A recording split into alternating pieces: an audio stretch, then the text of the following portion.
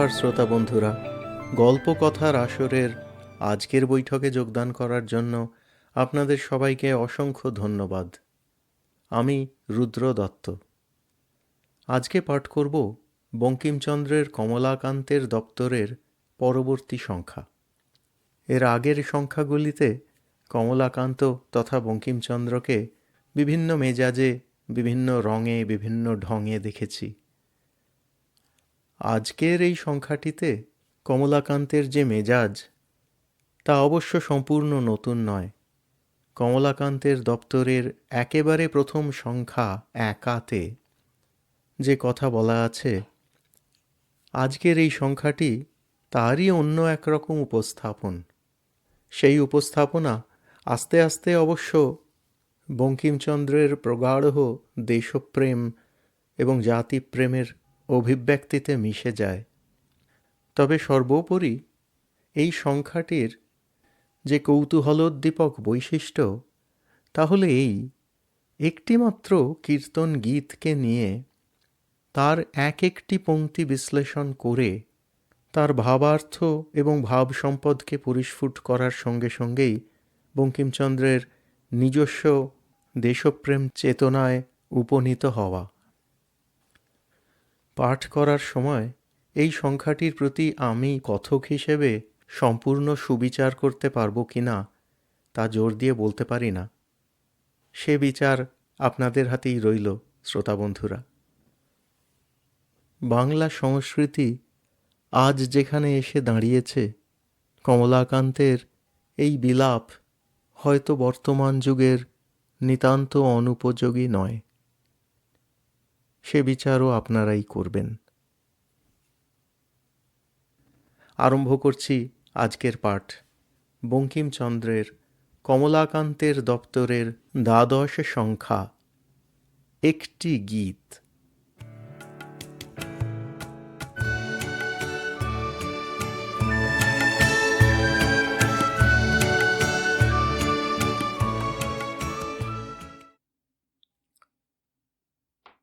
শোন প্রসন্ন, তোকে একটি গীত শুনাইব।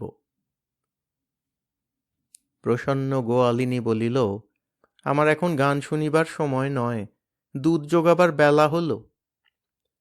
কমলাকান্ত, এসো এসো মধু এসো। প্রসন্ন, ছি ছি ছি, আমি কি তোমার বধূ? কমলাকান্ত, বালাই ষাট, তুমি কেন বধূ হইতে যাইবে? আমার গীতে আছে, এসো এসো মধু এসো, আধো আঁচরে বসো। সুর করিয়া আমি কীর্তন ধরাতে প্রসন্ন দুধের কেড়ে রাখিয়া বসিল, আমি গীতটি আদ্যপান্ত গাইলাম। এসো এসো মধু এসো, আধো আঁচরে বসো, নয়ন ভরিয়ে তোমায় দেখি, অনেক দিবসে মনের মানসে তোমার ধনে মিলাইল বিধি। মনি নাও মানিক নাও যে হার করে গলে পরি, ফুল নাও যে কেশের করি বেশ, নারী না করিত বিধি তোমা হেন গুণ নিধি, লইয়া ফিরিতাম দেশ দেশ। বধূ তোমায় যখন পড়ে মনে, আমি চাই বৃন্দাবন পানে, আলু এলে কেশ নাহি বাঁধি, রন্ধনশালাতে যাই তুয়া মধু গুণ গাই, ধোঁয়ার ছল না করি কাঁদি। মিল তো চমৎকার, দেখি আর বিধি মিলিল। কিন্তু বাংলা ভাষায় এইরূপ মোহ মন্ত্র আর একটি শুনিব মনে বড় সাধ রহিয়াছে। যখনই এই গান প্রথম কর্ণ ভরিয়া শুনিয়াছিলাম, মনে হইয়াছিল নীলাকাশ তলে ক্ষুদ্র পক্ষী হইয়া এই গীত গাই। মনে হইয়াছিল সেই বিচিত্র সৃষ্টি কুশলী কবির সৃষ্টি দৈব বংশী লইয়া মেঘের উপরে যে বায়ু স্তর শব্দশূন্য দৃশ্যশূন্য, পৃথিবী যেখান হইতে দেখা যায় না, সেইখানে বসিয়া সেই মুরলিতে একা এই গীত গাই। এই গীত কখনো ভুলিতে পারিলাম না, কখনো ভুলিতে পারিব না। এসো এসো বধূ এসো, লোকের মনে কি আছে বলিতে পারি না, কিন্তু আমি কমলাকান্ত চক্রবর্তী বুঝিতে পারি না যে ইন্দ্রিয় পরিতৃপ্তিতে কিছু সুখ আছে। যে পশু ইন্দ্রিয় পরিতৃপ্তির জন্য পরসন্দর্শনের আকাঙ্ক্ষী, সে যেন কখনো কমলাকান্ত শর্মার দপ্তর মুক্তাবলী পড়িতে বসে না। আমি বিলাসপ্রিয়ের মুখে এসো এসো বধূ এসো বুঝিতে পারি না, কিন্তু ইহা বুঝিতে পারি যে মনুষ্য মনুষ্যর জন্য হইয়াছিল, এক হৃদয় অন্য হৃদয়ের জন্য হইয়াছিল, সেই হৃদয়ে হৃদয়ে সংঘাত, হৃদয়ে হৃদয়ে মিলন, ইহা মনুষ্য জীবনের সুখ। ইহ জন্মে মনুষ্য হৃদয়ে একমাত্র তৃষা, অন্য হৃদয়ে কামনা। মনুষ্য হৃদয় অনবরত হৃদয় অন্তরে ডাকিতেছে, এসো এসো বধূ এসো। ক্ষুদ্র ক্ষুদ্র প্রবৃত্তি সকল, শরীর রক্ষার্থ মহতি প্রবৃত্তি সকলের উদ্দেশ্যে, এসো এসো বধূ এসো। তুমি চাকরি করো খাইবার জন্য, কিন্তু যশের আকাঙ্ক্ষা করো পরের অনুরাগ লাভ করিবার জন্য, জনসমাজের হৃদয়কে তোমার হৃদয়ের সঙ্গে মিলিত করিবার জন্য। তুমি যে পরোপকার করো, সে পরের হৃদয়ের ক্লেশ আপন হৃদয়ে অনুভূত করো বলিয়া। তুমি যে রাগ করো, সে তোমার মনোমত কার্য হইল না বলিয়া, হৃদয়ে হৃদয়ে আসিল না বলিয়া। সর্বত্র এই রব, এসো এসো বধূ এসো। সর্বকর্মের এই মন্ত্র, এসো এসো বধূ এসো। জড় জগতের নিয়ম আকর্ষণ, বৃহৎ গ্রহ উপগ্রহকে ডাকিতেছে, এসো এসো বধূ এসো। সৌরপিণ্ড বৃহৎ গ্রহকে ডাকিতেছে, এসো এসো বধূ এসো। জগৎ জগদন্তরকে ডাকিতেছে, এসো এসো বধূ এসো। পরমাণু পরমাণুকে অবিরত ডাকিতেছে, এসো এসো বধূ এসো। জড়পিণ্ড সকল গ্রহ উপগ্রহ ধূমকেতু সকলেই এই মোহমন্ত্রে বাঁধা পড়িয়া ঘুরিতেছে। প্রকৃতি পুরুষকে ডাকিতেছে, এসো এসো বধূ এসো। জগতের এই গম্ভীর অবিশ্রান্ত ধ্বনি, এসো এসো বধূ এসো। কমলাকান্তের মধু কি আসিবে? আধো আঁচরে বসো। এই তৃণশস্প সমাচ্ছন্ন কণ্টকাদিতে কর্কশ সংসার আরণ্যে, হে বাঞ্ছিত, তোমাকে আর কি আসন দিব? আমার এই হৃদয় আবরণের অর্ধেকে উপবেশন করো। কুশকণ্টকাদি হইতে তোমার আচ্ছাদনের জন্য আমি এই আপন অঙ্গ অনাবৃত করিতেছি, আমার আঁচরে বসো। যাহাতে আমার লজ্জা রক্ষা, মান রক্ষা, যাহাতে আমার শোভা, হে মিলিত, তুমিও তাহার অর্ধেক গ্রহণ করো, আধো আঁচরে বসো। হে পরের হৃদয়, হে সুন্দর, হে মনোরঞ্জন, হে সুখদ, কাছে এসো, আমাকে স্পর্শ করো, আমি তোমাতে সংলগ্ন হইব। দূরে আসন গ্রহণ করিও না, এই আমার শরীর লগ্ন অঞ্চলার্ধে বসো। হে কমলাকান্ত, হে দুর্বিনীত, হে আজন্ম বিবাহ শূন্য, তুমি এ তদর্থে শান্তিপুরে কলকাতার আঁচলের আধখানা বুঝিও না। তুমি যে অঞ্চলার্ধে বসিবে, তাহার তাঁতি আজও জন্মে নাই। মনের নগ্নত্ব জ্ঞান বস্ত্রে আবৃত, অর্ধেকে তোমার হৃদয়ে আবৃত রাখো, অর্ধেকে বাঞ্ছিতকে বসাও। তুমি মূর্খ, তথাপি তোমার অপেক্ষা মূর্খ যদি কেহ থাকে, তাহাকে ডাকো, এসো এসো বধূ এসো, আধো আঁচরে বসো, নয়ন ভরিয়া তোমায় দেখি। কেহ কখনো আপনাকে দেখিয়াছে? তুমি অনেক ধন উপার্জন করিয়াছ, কখনো নয়ন ভরিয়া আত্মধন দেখিতে পাইয়াছ? তুমি যশস্বী হইবার জন্য প্রাণপাত করিয়াছ, কিন্তু আত্মযশোরাশি দেখিয়া কবে তোমার নয়ন ভরিয়াছে? রূপ তৃষ্ণায় তুমি ইহজীবন অতিবাহিত করিলে, যেখানে ফুলটি ফুটে ফুলটি দোলে, যেখানে পাখিটি উড়ে, যেখানে মেঘ ছুটে গিরিশৃঙ্গ উঠে, নদী বহে জল ঝরে, তুমি সেইখানে রূপের অনুসন্ধানে ফিরিয়াছ। যেখানে বালক প্রফুল্ল মুখমণ্ডল আন্দোলিত করিয়া হাসে, যেখানে যুবতী বৃড়াভাবে ভাঙা ভাঙা হইয়া শঙ্কিত গমনে যায়, যেখানে প্রৌঢ়া নিতান্ত স্ফুটিতা মধ্যাহ্ন পদ্মিনীবৎ অকাতরে রূপের বিকাশ করে, তুমি সেইখানে রূপের সন্ধানে ফিরিয়াছ।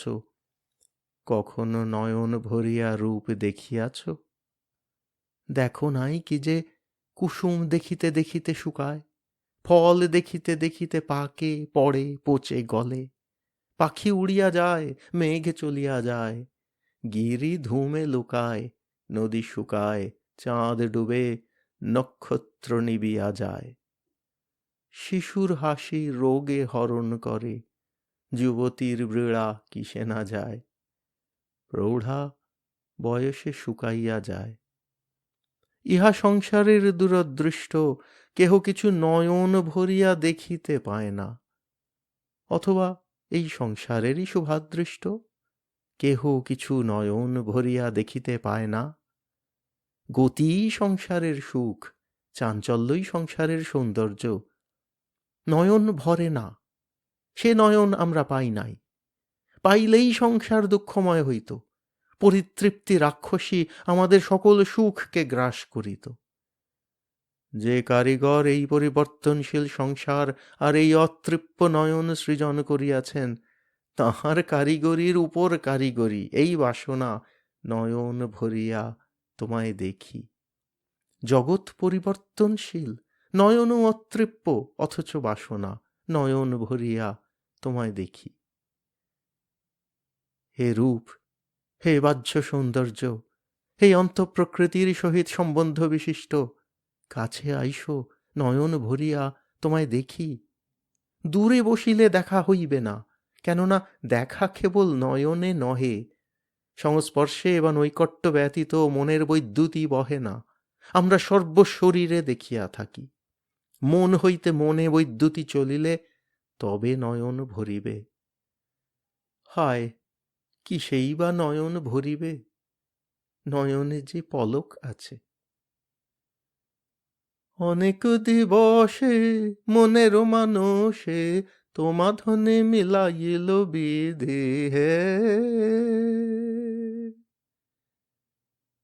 আমি কখনো কখনো মনে করিয়া থাকি, কেবল দুঃখের পরিমাণ জন্যই দয়া করিয়া বিধাতা দিবসের সৃষ্টি করিয়াছিলেন, নহিলে কাল অপরিমেয়, মনুষ্য দুঃখ অপরিমিত হইত। আমরা এখন বলিতে পারি যে আমি 2 দিন, 2 মাস বা 2 বৎসর দুঃখ বোধ করিতেছি, কিন্তু দিন রাত্রির পরিবর্তন না থাকিলে, কালের পথ চিহ্ন শূন্য হইলে, কে না বুঝিত যে আমি অনন্তকাল দুঃখ বোধ করিতেছি।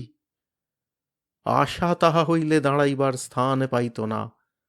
এত দিন পরে আবার দুঃখান্ত হইবে, এ কথা কেহ ভাবিতে পারিত না। বৃক্ষাদিশূন্য অনন্ত প্রান্তরবৎ জীবনের পথ অনুত্তীর্ণ হইত, জীবনযাত্রা দুর্বিষহ যন্ত্রণা স্বরূপ হইত।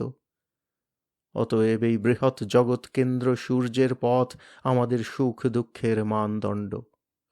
দিবস গণনায় সুখ আছে, সুখ আছে বলিয়াই দুঃখী জন দিবস গণিয়া থাকে। দিবস গণনা দুঃখ বিনোদন। কিন্তু এমন দুঃখীও আছে যে সে দিবস গণে না, দিবস গণনা তাহার পক্ষে চিত্ত বিনোদন নহে। আমি কমলাকান্ত চক্রবর্তী পৃথিবীতে ভুলিয়া মনুষ্য জন্মগ্রহণ করিয়াছি। সুখহীন, আশাহীন, উদ্দেশ্য শূন্য, আকাঙ্ক্ষা শূন্য আমি কি জন্য দিবস গণিব? এই সংসার সমুদ্রে আমি ভাসমান তৃণ, সংসার বাত্তায় আমি ঘূর্ণমান ধূলিকণা, সংসার আরণ্যে আমি নিষ্ফল বৃক্ষ, সংসার আকাশে আমি বাড়ি শূন্য মেঘ। আমি কেন দিবস গণিব? গণিব। আমার এক দুঃখ, এক সন্তাপ, এক ভরসা আছে। 1203 সাল হইতে দিবস গণি। যেদিন বঙ্গে হিন্দু নাম লোপ পাইয়াছে সেই দিন হইতে গণি। যেদিন 17 অশ্বারোহী বঙ্গ জয় করিয়াছিল সেই দিন হইতে দিন গণি। হায় কত গণিব, দিন গণিতে গণিতে মাস হয়, মাস গণিতে গণিতে বৎসর হয়, বৎসর গণিতে গণিতে শতাব্দী হয়, শতাব্দী ফিরিয়া ফিরিয়া 7 বার গণি। কই অনেক দিবসে মনের মানসে বিধি মিলাইল কই? যাহা চাই তাহা মিলাইল কই? মনুষ্যত্ব মিলিল কই? এক জাতীয়ত্ব মিলিল কই? ঐক্য কই? বিদ্যা কই? গৌরব কই? শ্রীহর্ষ কই? ভট্টনারায়ণ কই? হলায়ুধ কই? লক্ষণ সেন কই? আর কি মিলিবে না? হায় সবারই ঈপ্সিত মিলে কমলাকান্তের মিলিবে না? মনি নও মানিক নও যে হার করে গলে পড়ি। বিধাতা জগৎ জড়ময় করিয়াছেন কেন? রূপ জড় পদার্থ কেন? সকলই অশরীরই হইল না কেন? হইলে হৃদয়ে হৃদয়ে কেমন মিলিত? যদি রূপের শরীরে প্রয়োজন ছিল তবে তোমার আমার বিধাতা এক শরীর করেন নাই কেন? তাহা হইলে আর তো বিচ্ছেদ হইত না। এখনো কি এক শরীর হয় না? আমার শরীরে এত স্থান আছে, তোমাকে তাহাতে কোথাও কি রাখিতে পারি না? তোমাকে কণ্ঠলগ্ন করিয়া হৃদয়ে বিলম্বিত করিয়া রাখিতে পারি না? হায় তুমি মনি নও মানিক নও যে হার করিয়া গলে পড়ি। আর বঙ্গভূমি তুমিই বা কেন মণি মাণিক্য হইলে না?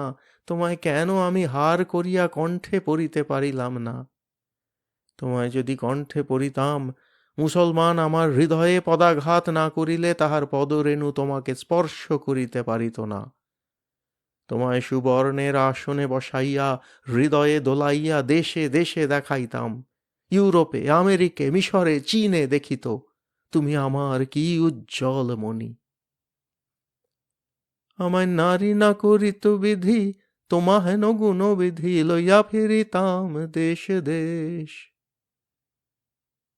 প্রথমে আহ্বান, এসো এসো মধু এসো, পরে আদর, আধো আঁচরে বসো, পরে ভোগ, নয়ন ভরিয়া তোমায় দেখি। তখন সুখ ভোগকালীন পূর্ব দুঃখ স্মৃতি, অনেক দিবসে মনের মানসে তোমাধনে মিলাইল বিধি। সুখ দ্বিবিধ, সম্পূর্ণ এবং অসম্পূর্ণ। অসম্পূর্ণ সুখ যথা মণি নও মানিক নও যে হার করে গলে পড়ি। পরে সম্পূর্ণ সুখ, আমায় নারী না করিত বিধি, তোমাহেন গুণনিধি লইয়া ফিরিতাম দেশ দেশ। সম্পূর্ণ অসহ্য সুখের লক্ষণ শারীরিক চাঞ্চল্য, মানসিক অস্থৈর্য। এ সুখ কোথায় রাখিব, লইয়া কি করিব, আমি কোথায় যাইব, এ সুখের ভার লইয়া কোথায় ফেলিব? এ সুখের ভার লইয়া আমি দেশে দেশে ফিরিব। এ সুখ এক স্থানে ধরে না। যেখানে যেখানে পৃথিবীতে স্থান আছে সেইখানে সেইখানে এ সুখ লইয়া যাইব। এ জগৎ সংসার এই সুখে পুরাইব। সংসার এ সুখের সাগরে ভাসাইব, মেরু হইতে মেরু পর্যন্ত সুখের তরঙ্গ নাচাইব।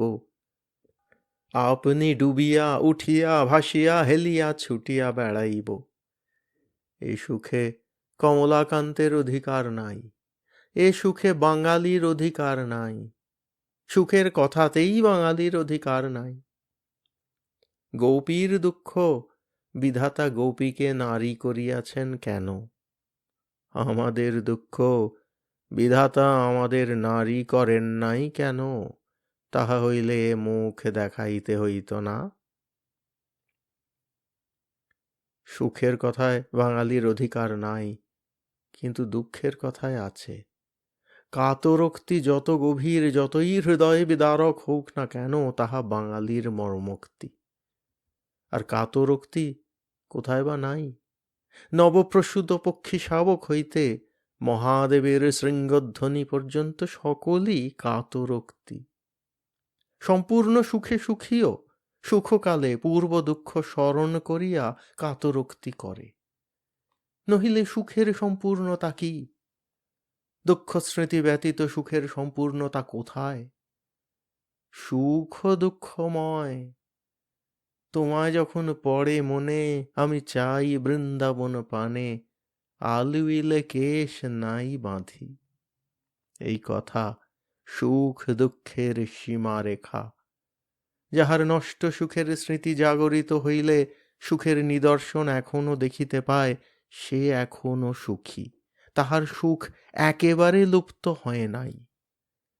তাহার বন্ধু, তাহার প্রিয় বাঞ্ছিত গিয়াছে, কিন্তু তাহার বৃন্দাবন আছে। মনে করিলে সে সেই সুখ ভূমি পানে চাহিতে পারে।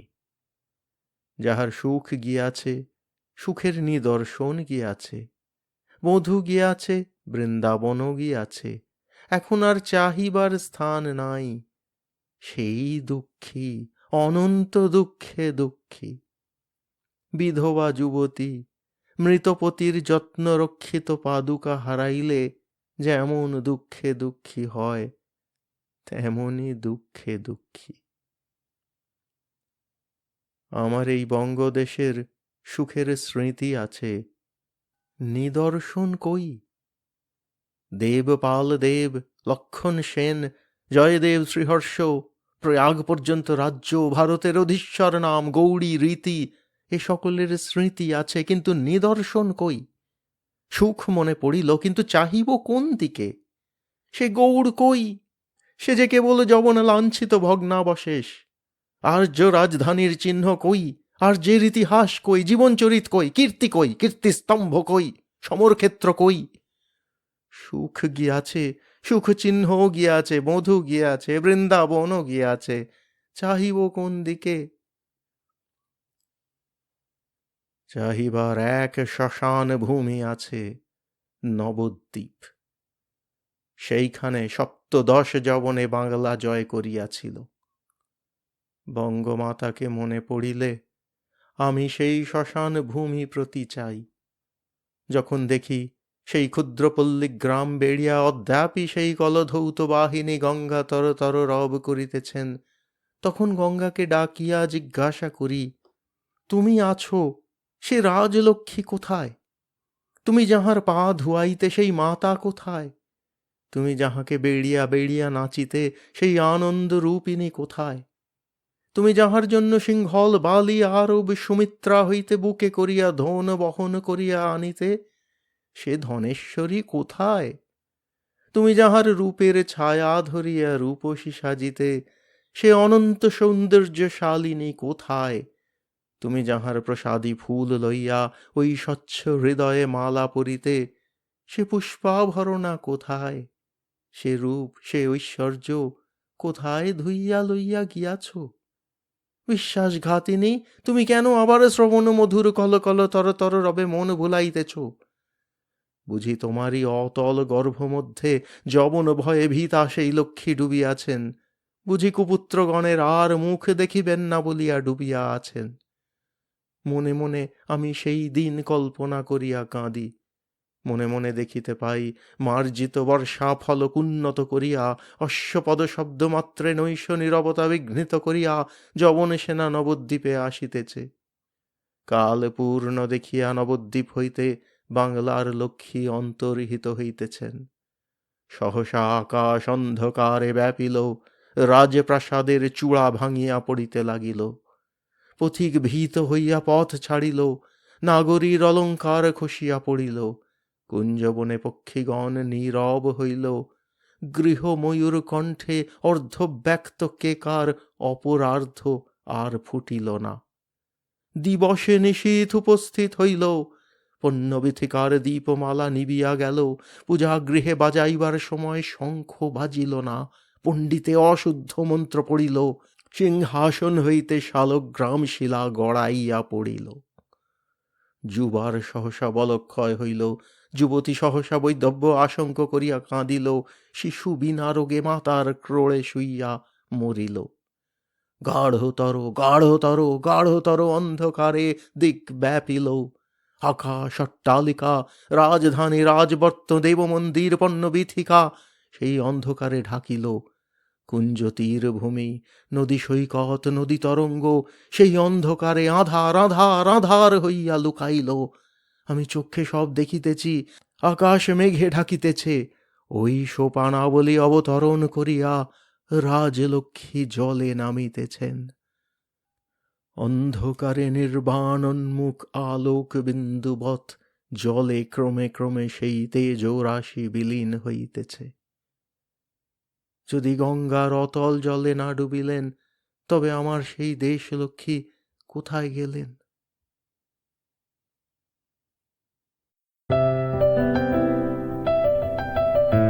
আপনাদের মতামত আমাদের জানাতে ভুলবেন না কিন্তু শ্রোতা বন্ধুরা। আমাদের ওয়েবসাইট golpokothar.asor.org golpokothar.asor.org